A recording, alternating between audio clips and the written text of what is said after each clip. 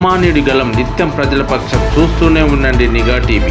4 కోట్ల మంది తెలంగాణ ప్రజల సాక్షిగా చెప్పేది ఈ 70 లక్షల మంది రైతులను ఖచ్చితంగా ఈ ముఖ్యమంత్రి వెన్నుపోటు పొడిచిండు.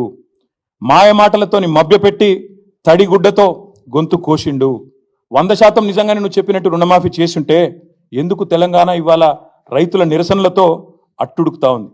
ఇక రైతుల నిరసనలు పెరిగంగానే ముఖ్యమంత్రి గారికి ఒక టాక్టిక్ అలవాటైంది బాగా, అటెన్షన్ డైవర్షన్ టాక్టిక్. ఏదో ఒకటి చిల్లర భాష మాట్లాడాలి, బజారు భాష మాట్లాడి దానివైపు దృష్టి మలచాలి. దరిద్రం ఏంటంటే ఆయన బూతులు మాట్లాడతాడు, నికృష్టంగా మాట్లాడతాడు, దాన్ని రాసేవాళ్ళు ఉన్నారు, చూపెట్టేవాళ్ళు ఇంకా అదో పైశాచిక ఆనందం. కేసీఆర్ని తిట్టంగానే చూపెట్టి సంబరపడే కొన్ని మీడియా సంస్థలు, కొన్ని అందరిని అంటలేను, ఇక అదో రోగం ఉంది ఇక్కడ ఈ రాష్ట్రంలో. ఎందుకంటే వాళ్ళకి తెలంగాణ ఇష్టం లేదు, తెలంగాణ అస్తిత్వం ఇష్టం లేదు.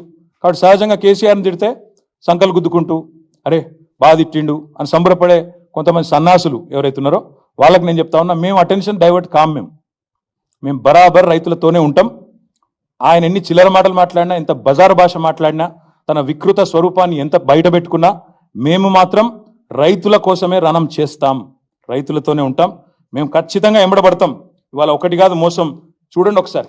రైతు భరోసా పెంచుతా అన్నాడు, ఎగ్గొట్టిండు. రుణమాఫీ అన్నాడు, మోసం చేసిండు. బోనస్ అన్నాడు, బోగస్ అయిపోయింది. కానీ వదిలిపెట్టం, ఇచ్చేదాకా ఎంబడబడతాం. రైతులకు కరెంట్ అన్నాడు, 24 గంటల కరెంట్ అన్నాడు, ఎక్కడుందో మాకే తెలియదు. అందుకే ఈ రైతు ద్రోహి ప్రభుత్వాన్ని వదిలిపెట్టకుండా వేటాడుతామని చెప్పి విజ్ఞప్తి చేస్తా ఉన్నా. అందుకే రేపటి నుంచి మా పోరాటం రేపు మొదట అడిగే డెడ్ లైన్లు మారుస్తూ ఉన్నారు, హెడ్ లైన్లను మేనేజ్ చేస్తూ ఉన్నారు. మాకు అర్థమవుతా ఉంది, రైతులకు కూడా అర్థమవుతా ఉంది.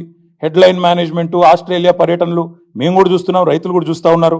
కాబట్టి నేను చెప్పేది, ఖచ్చితంగా ఈ ప్రభుత్వం ఏదైతే తేదీ చెప్పిందో 15 ఆగస్టు అని, మాఫీ చేయనందుకు మాఫీ మాంగో, కిసానో సే మాఫీ మాంగో పెళ్ళే చేయలేదు, చేతగానోళ్ళం సన్నాసం అని ఒప్పుకోకపోతే, మీరు ఇచ్చిన మాట కనుక నిలబెట్టుకోకపోతే వదిలిపెట్టం, వేటాడతాం.